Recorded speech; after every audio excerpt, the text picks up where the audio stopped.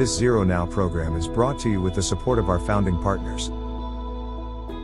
I can't be protected by hopes and prayers.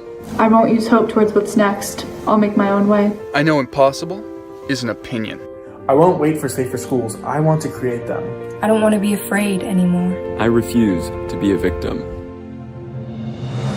I'm just one person. Determined To bring us back to zero. I'm just one person. Determined To bring us back to zero. I am just one person. Determined to bring us back to zero. And why don't you explain to our participants today, what exactly is swatting?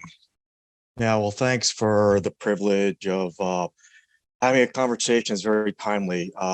Swatting, in short, is a harassment tactic made to disrupt, for a bad actor to basically, with relative ease, prompt a very serious and traumatic public response to any organization, especially including schools. So this is something that we've seen probably well over a year now, where there's an organized weaponization of what this phenomena is. And I'm not aware of any parts of the state, especially in education, that haven't been impacted by this either directly or indirectly. So, to me, this is something that I've been keeping track of and very mindful of back starting 10 years ago when I was still with the FBI. And this is a very big problem that we need to try to find some solutions to sooner than later. To me, this is ultimately the easiest, ultimate, I want to say, expression and form of domestic terrorism because of just how it's being weaponized against the U.S. population, citizens. Michael, you've done plenty of research on this. How would you define swatting, and where does that play in with the work that you've done? I would add to what Jen says in a couple of things. It's not a crime at this point across the country as a national level. There may be some localities, states, jurisdictions, et cetera. There's currently legislation to make it a federal crime, but right now that's still pending. The thing is that you're dealing not with actual threats, so very different from an active assailant attack at a school where there is a pathway to violence and an ideation and all that sort of thing that we're familiar with and hopefully are working to disrupt. The swatting is simply a phone call, many times electronically, and it's an agile threat too. The faster that we try to figure out how to disrupt and counter attack these attacks, the faster and more agile the attackers become. There's now internet-based and electronic, and soon there will be AI-based swatting type of things and facial recognition and other things, all this kind of stuff that comes in deep fakes. It just gets worse and worse when you look at the threat possibilities. And it's a real challenge for public safety officials to get that call and not send the cavalry in to a school, an unsuspecting school, right? Because they don't know anything about this particular attack coming their way. It's nothing that they have any kind of indication usually that's going to come as an advance. So, and it can happen multiple times, multiple jurisdictions, multiple schools at the same time. So it's not like a terrorist group that only has limited resources and can attack 5 or 6 things. It's got force multipliers built in. Well, and it did happen to your district, Todd, right? Why don't you share with us your experience with swatting at North Penn? Yeah, happy to. So I can give 2 examples, and I could talk about it all day long, but I know we don't have all day. So the first example, and I think our the climate and political school districts and public school districts in particular have made this even more challenging. So the first one is we had a student in our district write an editorial in the school newspaper that was critical of some school board candidates. And that evening, after it was published, that student was swatted. And I mean, I'm talking full on cavalry reporting to his home, guns drawn, wow, as a result of an article he wrote in a school newspaper. The other one, which was, and that's a scary incident. And the student was home alone at the time. But this incident that happened this year, the setting is a middle school. with roughly 1,200 students in it, and a very detailed phone call using an online platform and kind of a crisis hotline for military veterans. Was describing the person identified themselves. We'll call him Steve. Steve identified himself as somebody who dropped out from our high school, but went to one of our 3 middle schools, and had just killed his parents, and knows he's going to prison for the rest of his life. And I'm about to head to my middle school and unleash hell. So very, very detailed phone call, messaging online. And we actually were notified by the authorities that this came in, and they were reporting. So that was the first layer. So we have a great relationship. I'm sure you'll touch on this, but we have a great relationship with our 7 police departments in our large suburban school district. And they reported, they were very collaborative. We worked together, and we were able to identify that there was one person who had dropped out in the year that this person said they dropped out, with that name, that first name. And so working together, multiple municipalities, because this person lived in a different municipality than where the threat was to, they actually sent, the other department sent someone to the home of that person. Well, it turns out it was not said Steve. However, Steve had a speckled past, the person that we were able to identify who had dropped out the year that he said he did. And the police were very concerned and kind of said, high alert, the whole district. This person is potentially dangerous. Then, so we're about to communicate our matters and how we're going to handle this. And, obviously kids are starting to understand something's going on. And then another one comes in, and this one is the bomb threat.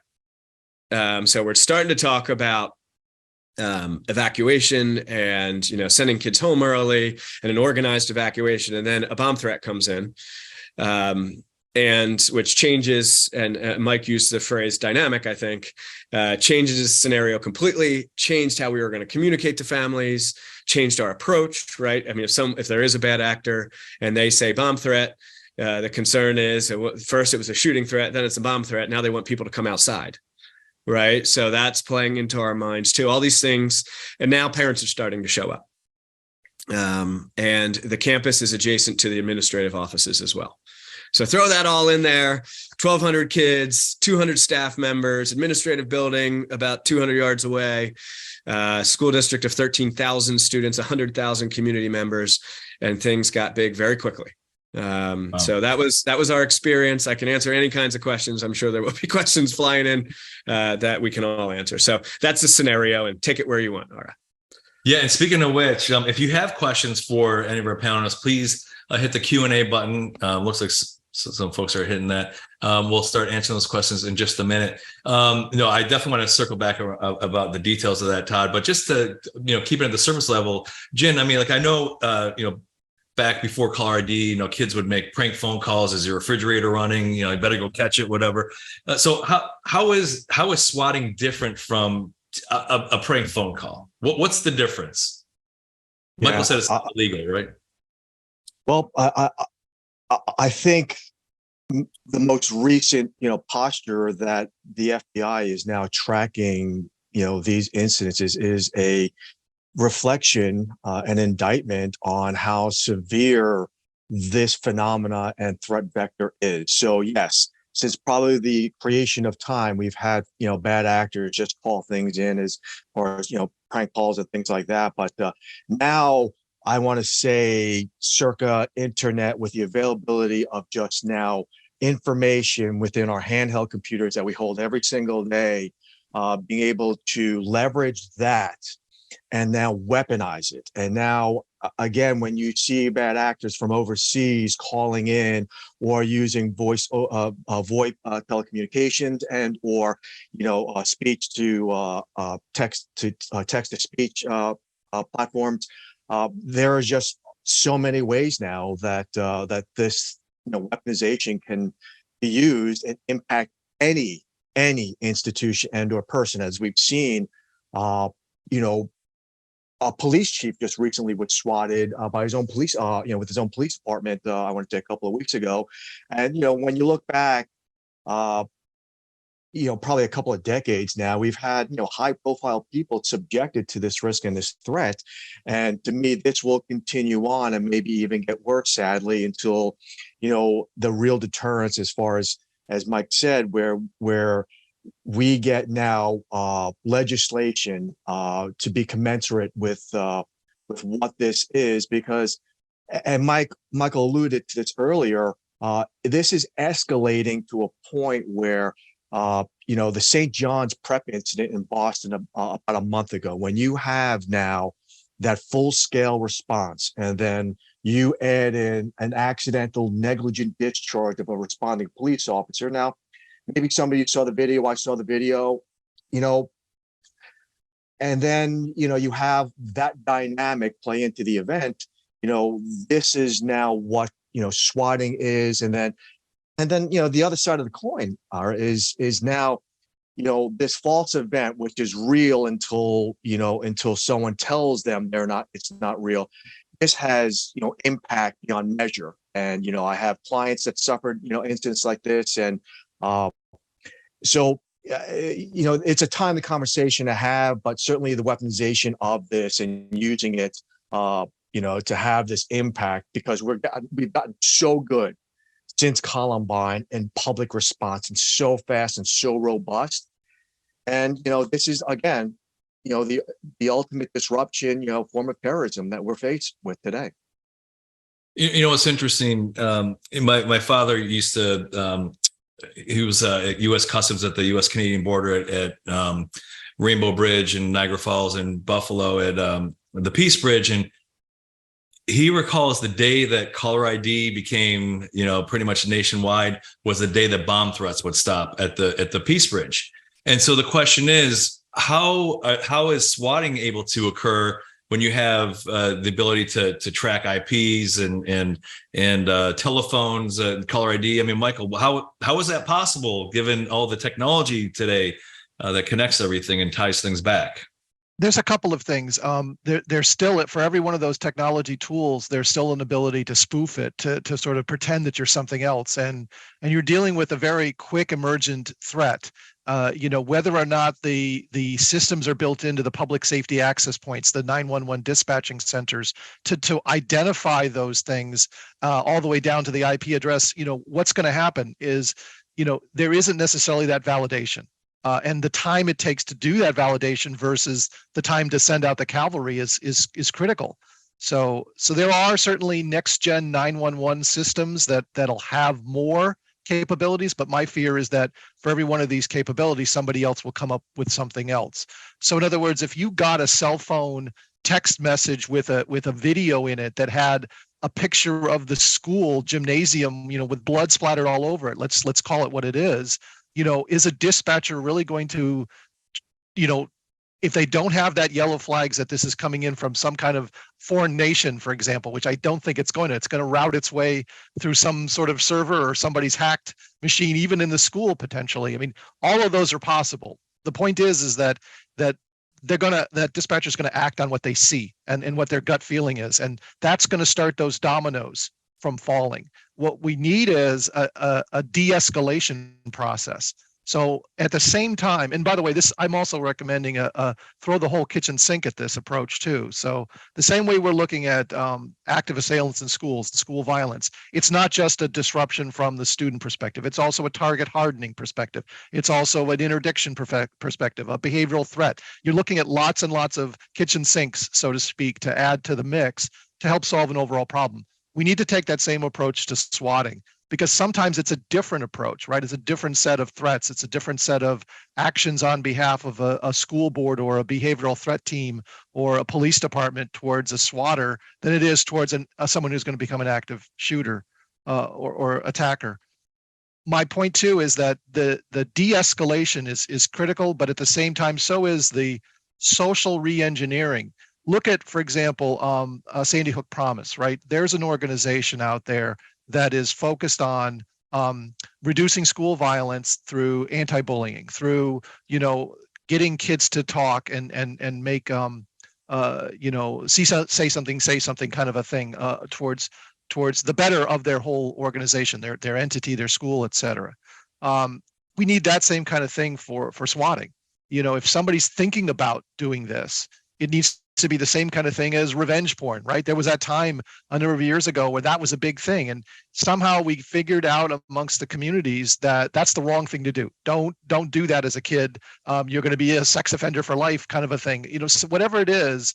And there was teeth, but I think there were also this sort of, this is not what you need to do. So someone, for example, who feels aggravated by someone else, whether it was a video game that they lost online, or as the cases Todd mentioned, somebody mad about an article written, the solution, somehow we've got to social re-engineer people not to think that, well, swatting is the solution. I'm going to go on the dark web and pay somebody in another country to send out a SWAT call, or I'm going to do something else. All those crazy things. Somehow we've got to figure out how to change that. What are your thoughts, Todd? Yes, I was just going to share our experience with those two incidents. All we were able to do was identify that the individual used a VPN, right? And they were able to identify that it came from a different country. I can't even remember what country it was. Let's say Croatia. And their business model, if you are a company that has a VPN, right, is making that product, is to help people hide their identity and who they are. So, we can get the warrants or subpoenas or whatever we need, and their response is absolutely not. So we were able to identify that those two incidents on the same day came from the same VPN, and they were not cooperative, right? And while FBI and far beyond our townships and our community police departments were involved, I just don't think this is so prevalent right now. I don't think they're willing to spend the resources to get to the bottom of it, because it can't keep up. So we hit a dead end in both incidents. We kind of hit the exact same dead end where we couldn't take it any further, which is so frustrating, right? I mean, there's nothing more terrifying than a call from your child's school saying, hey, there's somebody coming. They say they're coming with an assault weapon, and stay away. We're going to try to take care of it. It's just really, but both experiences had the exact same outcome for us. We're at dead end. I mean, Jim, how new is swatting? You mentioned when the FBI years ago, this was something that you began working with. I mean, is it new? Is it happening more now than before? Because I mean, I don't really remember anything about swatting a year ago. It just seems like it's just blowing up right now. I've always been conscious of it. I joined the Bureau in '95. So that, something that I knew, we were always subjected to. And as alluded to earlier, it was more focused on a bomb threat. But now, because, again, this is compounded by the macro of, we have an active shooter problem in this country that I submit to everyone is never going away. We're stuck with it. And when you see now we have this, collateral vector that people are leveraging, bad actors are leveraging, and it just really creates, headaches for like Todd and every other school district that has and will continue to be, victims and subject to this. But it's not just education. This could be any one of us, any company, any institution. And unfortunately, I think what Todd explained, that's the reality is, maybe a governing body can investigate this, but if this is coming from overseas, right? That's it. It ends right there. No one has the resources to try to track someone down, let alone prosecute it. And that's why I feel like, the legislation has to, I think, be commensurate with what the impact is, on the students, on the faculty, on the community. And until we get there, we're going to be plagued with this. But, knowing that we have this problem and how we can now, as Michael had mentioned, develop processes to vet this. And here's a perfect example. I was in Texas last week with a client, school district, and they were hit, and their SRO came out at the front and say, hey, it's a false alarm. Nothing going on here. Everything is fine. But, the first response wanted to clear every inch of the school. And that's problematic. And that's, and those are, those are the collaterals that come along with just this disruption and how it can be seen. And I feel that there's work still yet to come when it comes to this. So, When I can't pinpoint when exactly, but I can tell you it's probably commensurate with, our internet age, because of just as Michael has mentioned, is just with the advent of technology and the ease of which that you can spoof and you can hide and circumvent. I just feel like, public response, first responder, we're always behind. And, I'm not sure if we get to close those gaps, maybe not in our lifetime. So I think we have to build resiliency even further and deeper, because this is something I talk about regularly, when I'm in front of school audiences. Like, you have to have a conversation, you have to have preparedness and resiliency and a unique recovery to this. And, I'd like to talk about that later on when we have a chance to.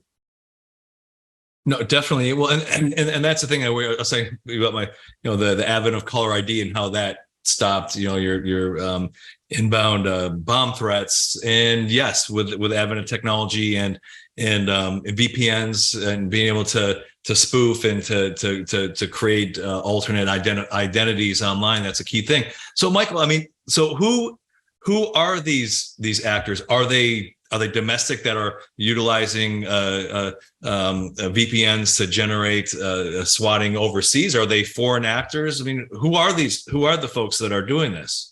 All of the above.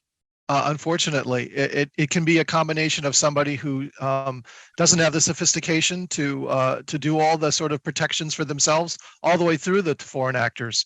And the question of whether the foreign actors are being generated on their own, for nefarious purposes of a state actor, kind of a decision, versus I think I alluded to before, there's some open source information about dark web being used as a payment process. So someone can, buy a swatting call with Bitcoin effectively. So there, how much does that take? Maybe it's even credits on an online game. I don't know.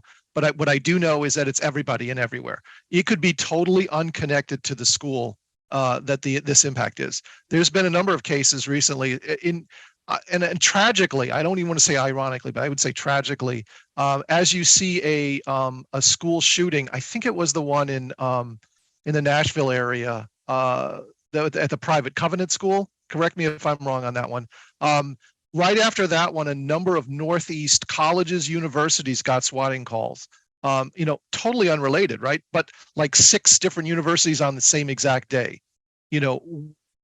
There's not one person who's going to all 6 of those schools. So something somewhere out there is something happening. But what gets in somebody's mind to do this, that's what we've got to help figure out and stop. And whether it's stopping legislatively or judicially, I should say, I think there's other things too. I think there's, something that we got to think about in our own minds about right and wrong. I think Jen pointed out, and I want to hear his, thoughts too on this sort of longer term impacts. I mentioned dominoes, but more and more dominoes start to be set up and fall with these incidents too. The negative impacts to wellness and mental health of the professionals, of the staff, of the students, of the community. This is, exasperating, even when nothing bad happens, meaning in the sense that no one gets hurt, no buildings are damaged, no police officers shoot each other accidentally, all of those things that are all possibilities, all dominoes that could fall. Even that, just the stress of this incident on ramping everybody up, the adrenaline level for these incidents for everyone is astronomical, because you immediately, I think everybody goes to that active shooter. They in their minds, they go to Parkland and Uvalde and everything else that's out there, and they think, oh my God, this is happening to our community. And that's nothing I don't think anybody is fully prepared for, but yet there are definitely people who want to respond to it. It's just that idea that once you learn that that's not the case, that it's not an active shooter, there has to be some kind of de-escalation point that's beneficial to everybody.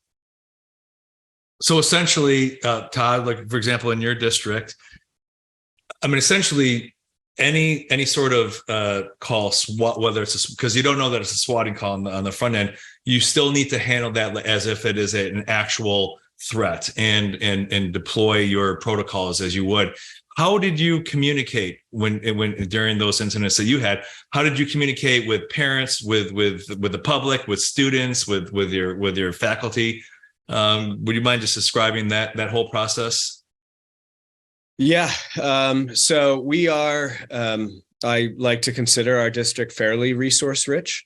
And I think we do a nice job with all things school security. Can always get better, but we absolutely have a mass notification system, an alertus. We have a robust security team. Our messaging is terrific from a technology and social media. We're doing pretty well in all these areas. So initially, when this first was reported to us and police were reporting to the building, we sent something out, but it was vague, right? And typically you want to send something that says kids are safe. And in this case, like, not that I've been doing this forever, I'm a fairly young guy, but this was the most detailed threat that I have been a part of. And we have had, I was the principal of a high school with over 3,000 kids. So I've had threats, I've had incidents, but this was very specific. When, where, person's name, I'm coming, I'm bringing this, I'm going to do this. I mean, it was very specific. And so it was jarring for all of us. I called the senior level administrators into my office. The direct supervisor of our secondary principals went to the scene. I, as superintendent, stayed back, kind of to call the shots. And honestly, the most pivotal person was our communications individual. We have a team. We have a department of 6 or 7, I guess, for communications, but the cabinet level administrator was, right next to me the whole time. I had a direct communication. One thing I can't advocate for enough is our district was pretty proactive in Montgomery County. They have encrypted communications via walkie. So if you don't have school resource officers with the capability to, communicate in there, that's pivotal.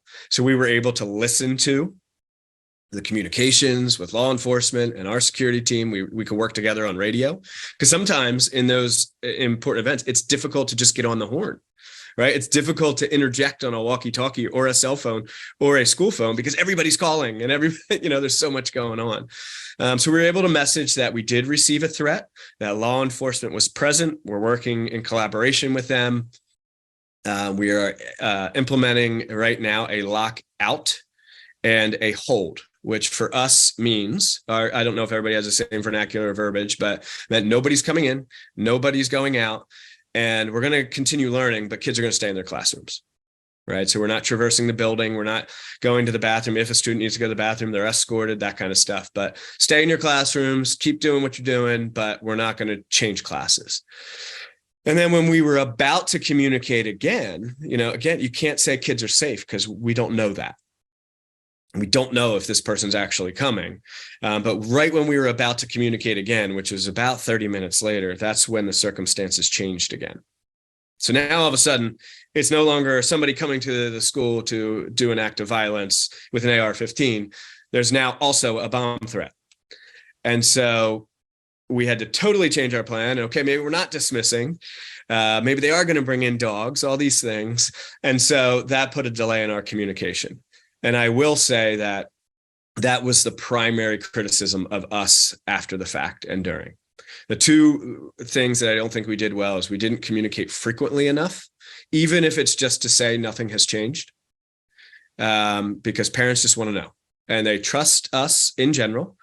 Our recent climate survey, yes, we implemented a climate survey every other year, said that they trust administration. Right. So they do trust us, and just me saying or us saying nothing has changed, we'll be in touch, would have helped. That's what I heard from parents. The other thing is we did not explicitly say, do not come to the school. Right. And parents came to school to pick up their kids, especially if they were walkers. And we were so concerned about dismissing one bus at a time. And when you have 1,200 kids, that takes a while.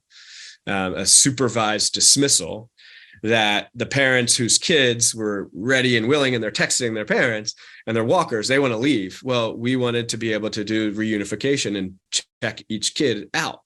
And so parents were getting restless. So some parents were there for an hour and a half waiting for their child, but as the whole dismissal process took place. So those were our errors in communication. Overall, we got glowing praise from the community, but there were absolutely missteps. Yeah, Todd, and just I think my video's frozen. I'm not frozen, but when the school's not communicating with parents and the students are communicating with parents, and I know that firsthand with my kids were diverted in a potential situation, and the school didn't communicate swiftly enough, and because there's that gap there where the students are going to make up their own scenarios and everything, and so one of the interesting things here, Gary Sigris posted in the Q&A is, one of the ways to address this is to have a swift response, well coordinated response every time. So and having a well-trained dispatchers, training administrators, training students and parents. So if there is a threat, it's responded to as if it was an actual live threat, because you don't know until the end of the situation. But to dissuade perpetrators from acting upon that, because they know that there's a swift response after that. So I'm not sure your thoughts on that, Jim. Yeah, all right. Yeah, Oh, it comes down to two buckets always: the things that you can control and things that you can't. I am a firm believer in training and not build. And let me repeat that: not building muscle memory, rather than with staff and educational staff and faculty to build processing practice. Because this comes down to, again, and I'm sure Todd can, could attest to this, is when you have, a lay person who in the most average routine moment of the day is now dealing with the most terrifying experience of their lives, that's what it'll always come down to, is a collective of individuals making decisions with little to no information, to combat and to mitigate, in consequence management of an event. So, and Todd said a great thing, which I found consistent in my analysis over the years, is communication, the streaming of, the lack of, and or the frequency and the effectiveness will always be the number one thing criticized post-incident. And that doesn't happen until after action. But, I think, what Todd and his school district went through, unfortunately, really, it summarizes what the response are. And we can get I think we are really good and swift at our responses. But to me, do I think that that's going to be a deterrent or serve as a significant substantive deterrent to a bad actor? No, I don't. But certainly, understanding and developing processes that work in conjunction with resiliency, because this is becoming so frequent, we can't just discard this to say this is an anomaly. This now has to be built into our resiliencies. Are we being swatted? Are we getting a phone call directly? Is someone inbound coming? Well, there are a lot of nuances when it comes to mitigating and dealing with an event like this. And Todd, I'm very sorry that you had to go through that, but unfortunately, I think your school district and your team, and unfortunately, are better prepared. But this is where we're at, because there are just so many nuances when it comes to both sides between law enforcement. And we've had officers get hurt driving code 3 lights and sirens to an event in car accidents. What happens when the next officer killed in a car accident or run someone over, right? So these are things that we have to be mindful of, not only from the institutional side, but from the macro public response side. This is a very, very nuanced and very complex risk that we're dealing with, and again, just a timely conversation to have. And Todd, I would like to add, congratulations on following sort of the protocols and procedures. You were in a threat environment, in my mind, much more than a swatting environment, because they hadn't made that determination by the time you'd already tipped dominoes, right? That you had to do. The lockout is a perfect example of that. You didn't know it was a swatting incident at that point. It was still a threat for you. So I fully understand that, and that all of that makes perfect sense. my only concern, and it's not a concern with your district, it's a concern with other districts that do not have a positive collaborative relationship with their local public safety officials. And I say all of them, not just police, but police, fire, rescue, hospital, EMS, public works. Trust me, in small communities, when that alert goes out that there's an active shooter at a school, everybody's going to hear about it very quickly, that kind of thing. And they're all going to come marching to the place. The fear that I have is those districts where they're adversarial, as I said, with their local communities. As Jen mentioned, they still wanted to come in regardless of the fact of what the SRO said, is the idea that there's this sort of fortressing element. So, if you've got all these barricades and blocked doors and all that, and they stop the police from coming in, we need something that tells the police not to break the door down in the case of a swatting incident. That's going to only make things worse on the inside, on the outside, et cetera. Different sets of dominoes start to fall if that happens. And that's what I hope for in sort of this process, is that we learn to be more collaborative, more communicative. As Jen mentioned, this communications. The fact that you have a radio is fantastic. I mean, that you're on the same band. Our district does that too. They put a police radio in every single school building, so the principal has access, administrator, whatever it is, to just get through, as Jen mentioned, that cacophony, right, of communications that are flowing at that moment. Your cell phone's blowing up. You can't get an announcement on the PA or whatever. All that stuff, clear, easy to read, understandable messaging from the police in a unity of effort. That's really what we want, is where's everybody at? Are they all doing the same things? If I'm busy blocking the school and somebody else is busy trying to get into the school, there's a problem. Yeah. Well, I do want to thank you both for your kind words. It's a team effort, right? So our coordinator of safe schools and emergency management, I don't believe is a stranger to ZeroNow. It's Brandon Roan. I think he's pretty well known as a trainer across the country. And Brandon and his predecessor and our local law enforcement, they're great. We meet with them quarterly, just sit down, and sometimes there's not even an agenda, but it's relationship building and trust building. Right. And we welcome them into our schools. They'll have swipe badges to get into our buildings, all of them at any time. And they're encouraged to park their vehicle in front of the school at any time and walk around, and heck, go to lunches and just be a presence, so people know that there will be law enforcement and emergency personnel in our schools. So I'm very fortunate that it's, folks well before me, I think, established the good relationships. But Mike, you're right. And Jen, it is, that is imperative. The trust is there, the communication is there, and their trust in us too. They do let us make some of the decisions. They don't come in and take over.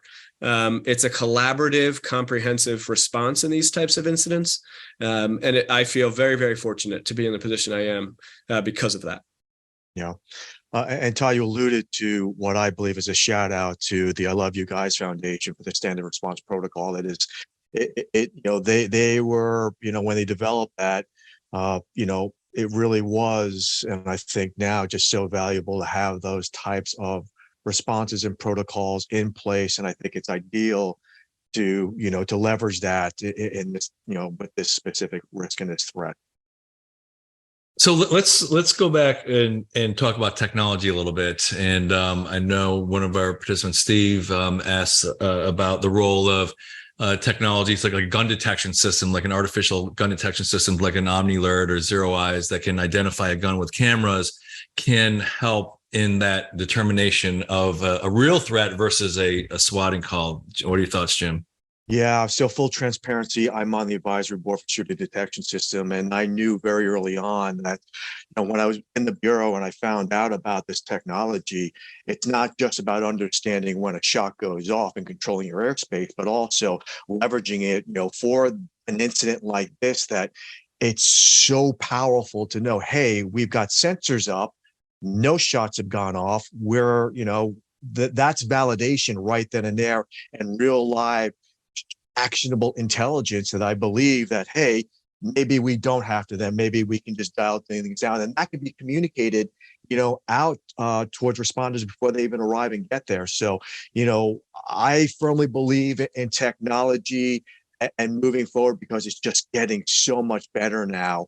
I just feel that specifically gunshot detection for a case like this is just so valuable to have for institutions.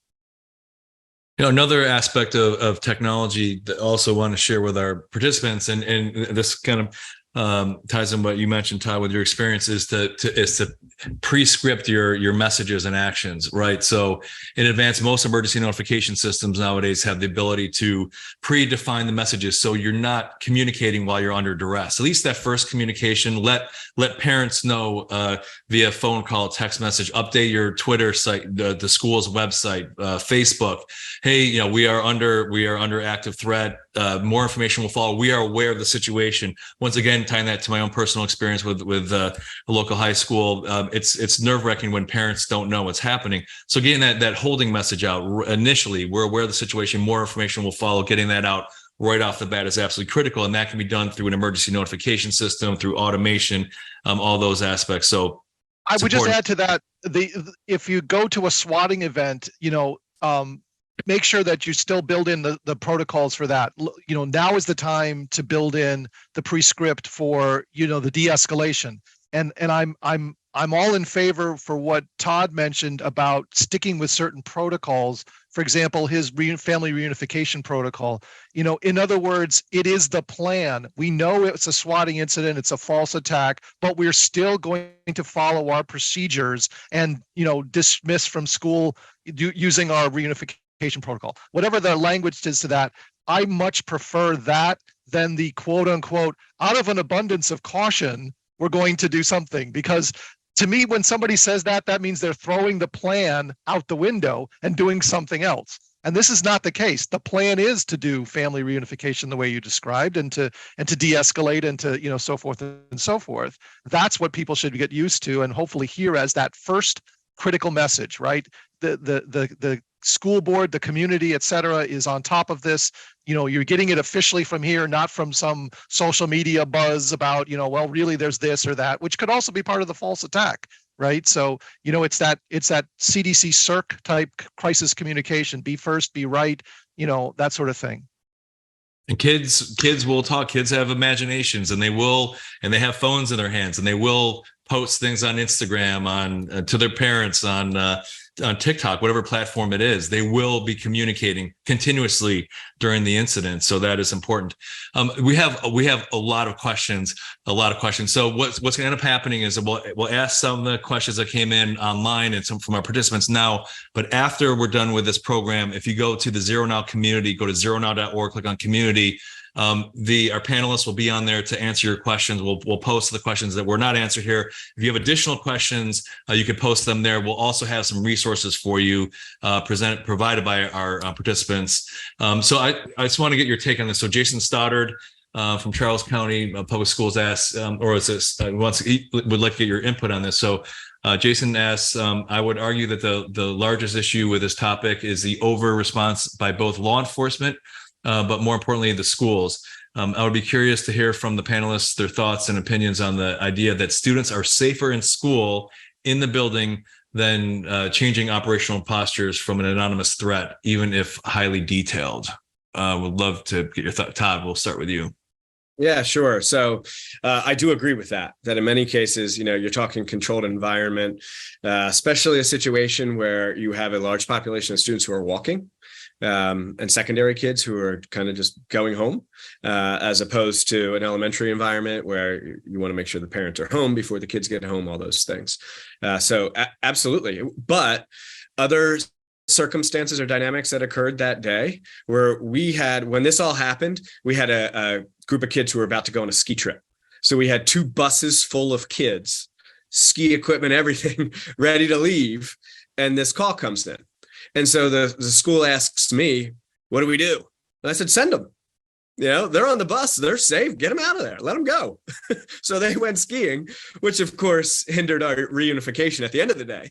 But we dismissed a little bit early, but we kept kids in school for hours as we worked our way through this. And honestly, I like to think I'm pretty composed in these moments. And when the bomb threat came in on top of, quite frankly, as somebody put in here, callers never bomb and bombers never call, right? When that came in, I was like, okay, all right, I know what we're dealing with here. And so we are not going to evacuate for a bomb threat. You got to make decisions here, and this is our decision, and law enforcement was supportive of it. So I think in many cases, and that's why we weren't just getting kids out. Like, we were very slow and composed and methodical because they're safer in school. In many cases, not all cases, but absolutely. All right, if I may, there was another question here about, like, the walkie-talkies are great and all, but are you aware of any circumstances where, like, law enforcement has access to surveillance? Yes, our law enforcement, in particular, the department that serves our high school, and like I said, it's a large high school, 3,100 students in grades 10 through 12. They can remote into our security cameras. So they have access to get in. And they can VPN from the parking lot, they can connect to our network, or they can get in otherwise. So we do have that they have access to our security footage. And we all the cabinet level administrators do remotely as well. So I can access all of our security footage from home. Often things happen on the weekends, and I'll hop on my laptop at my house and log in, and I can kind of remote in and take a look at everything. So our law enforcement can as well. Great. I would Thanks. quickly concur. The further away from the threat the students are, the better. So, just like radiation, we in emergency management, we say time, distance, and shielding. That school building is the shielding from this threat, because this threat is outside. It's not in your building. It's on a phone call or wherever else, in this case of the swatting incident. And same for the buses. The buses moving away from the school is probably better than just sticking around, in front of the school waiting there. Ask a few questions from our registrants prior. This is from John Remka for Brown University, and he asks if there are any new techniques to track the caller. I know we touched upon that a little bit earlier. I know, people VPN, they tunnel with VPN. I mean, are there ways to track the perpetrator? If any of our participants have any ideas, please enter in the chat. I did, and I think it'll be posted in the ZeroNow community. I found a site from New Jersey's has a Office of Homeland Security and Preparedness, and they have a cybersecurity protection cell. They have a group that focuses on that. One of their reports was made open source, it's on the U.S. Department of Education's REMS site, which is the emergency response for schools site. That's a great rems.ta.gov. I'm not sure the link, but you'll find it there. There are not necessarily ways to it's more like filtration. In other words, there are key things that you can use as yellow flags. Hey, this is coming in from these sets of prefixes. These are Skype accounts. Things like that to sort of give you that yellow flag. I think too, though, is that, and it's probably points out in the article, is it's a yellow flag when the call comes in through something else. I think, Todd, you said your call was through some kind of a thing where it was like a military or veterans, routing thing. So it wasn't directly to the PSAP where, bad actors kind of know they're being monitored a lot more directly through those calls. Somebody calls the secretary to the police chief's office or the school board's, home address, whatever it is, they figure out something that they get as an address or a phone number and go around it. Thank you for that. Thanks, Eric. Yeah. This doesn't answer the question directly, and perhaps with many attendees being law enforcement, they'll think this is a silly little simple tip. But one thing I learned after it was all said and done, and I listened to the actual phone calls, like the police department let me hear them. So the artificial intelligence right now is so sophisticated, it's hard to tell that it's a robot, right? It's hard to tell that it is artificial speech and language. However, if you ask the same question multiple times and you hear the cadence in their voice, all of a sudden it's like, wait a second. So the school that was swatted is Penndale, and the pronunciation of the word Penndale was identical every single time, right? And you can hear every time he says Penndale Middle School, you're like, wait a second. That is not a person speaking, because it just said it the exact same way every time. So one little tidbit to the secretary in the office or teachers or staff answering phones is ask them to repeat themselves. Because when they repeat I'm coming to Penndale Middle School. I'm coming to Penndale Middle School. I'm coming to Penn, like you're like, okay, this isn't a real person. That doesn't mean it's not a real threat, but I do think it's a further indication that it could be a swatting call. Yeah. Jim. And I know we're pressed up against time here, but I feel compelled to share this is, looking at the current threat landscape and, having some major appreciation for what Todd went through and others, where we're at now, I used to share my predictions with audiences all the time. And I stopped doing that a couple of years ago. Why? Because far too many had come true. So one that I'm going to share with the audience that concerns me, really deeply concerns me about education in this space, that folks like Todd need to be aware of, is there will come a time where this risk will be weaponized against us, where a call will go in to 911 and it will reference one school, and with the sole intention of drawing all of that resource there with the intent of having another school attacked. And that day is going to come. And, as much as I don't want to, that information is there, and someone, the cohort, is going to figure this out. And this is the risk landscape that we're talking about, and timely conversation to have before school starts. We need to have that conversation too, because if there is word that you get from a neighboring school district or one of your other schools that you have in your school district, that affects everyone. That's something that we have to be mindful of in 2023 moving forward. So great point, Jen. And I think that's kind of the confluence of 2 points here, right? So we're talking about the overreaction to the actual call itself. And again, it feels as though I'm perhaps complimenting our emergency responders too much, but I did not feel that there was an overreaction. And the other municipalities who were not directly impacted, one was, if you recall from the story, the home of the individual who met the description. So that was one police department. The other was the location of the school. Every other police department, and we have a total of 7, sent officers to the buildings in their sending area. So all 18 of our schools had officers present in that moment for that exact reason, Jen. So I was going to sign off when you said this is going to happen and these things have come true, so that I didn't hear it and maybe I would disrupt the universe there. But you're right. And our emergency responders, I think, took that into consideration. And if nothing else, to set everyone's minds at ease, right? Like, it spreads across the district like wildfire and the community like wildfire. And they sent officers to every building just to be a presence.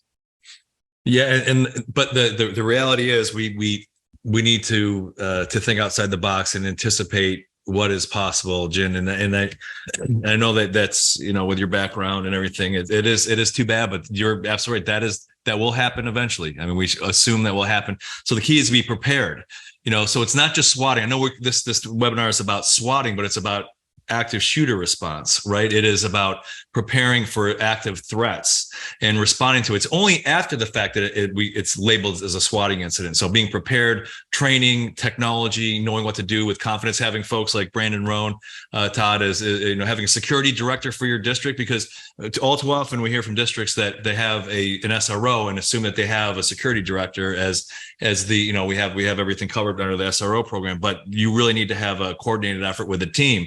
And with that, I'm going to ask you for just final thoughts and words of wisdom for our participants when we wrap up.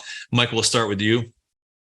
Yeah, just to look at this in totality, again, to be collaborative, communicative, cooperative, and coordinated with your local public safety officials on an emergency management basis. The same things apply for a winter storm and a chemical spill. Look at it that perspective, because that's what's going to be coming, is those kinds of resources. And at the same time, those kinds of impacts on recovery, on mitigation, it's all emergency management. Absolutely. Todd, final thoughts, words of wisdom. Michael said it beautifully. I can't emphasize enough that primary reason I think we were successful was preparedness and the collaborative nature of the relationship between the school district and emergency personnel. Yeah, very critical takeaways. And Jen, final thoughts. Yeah, the risk and threat landscape that education specifically has to deal with and face every single day. It's a living, organic, breathing thing. And the offender cohort and the bad actors, they have every single advantage. And this thing that we're dealing with, this process, it never ends, unfortunately. So be vigilant, be vigilant, be vigilant. Absolutely. Be vigilant, be prepared, be ready for any sort of threat, and you have to handle it as if it was a real actual threat. Assume that it is. Just to wrap things up, just a reminder, go to the ZeroNow community. By the way, I could continue this conversation for another hour if we had time, so much, but we'll continue the conversation in the ZeroNow community. Just a reminder, our next ZeroNow session is Tuesday, August 15th. We'll be discussing student safety while studying abroad. This is a season where students, our college students specifically, are traveling abroad to study, and we want to make sure that they're aware, parents are aware of things that they should be taken into consideration when traveling abroad. And once again, thank you, Todd, Michael, and Jen. Really appreciate the conversation. I learned a lot. Know a lot more now than I did an hour ago. So really appreciate everything you've done. And please hop on the ZeroNow community and add your responses to the questions that came in, because we have quite a few that we're not able to answer during this session. So thanks, everyone. Stay safe, and we'll talk to you soon. Thank you.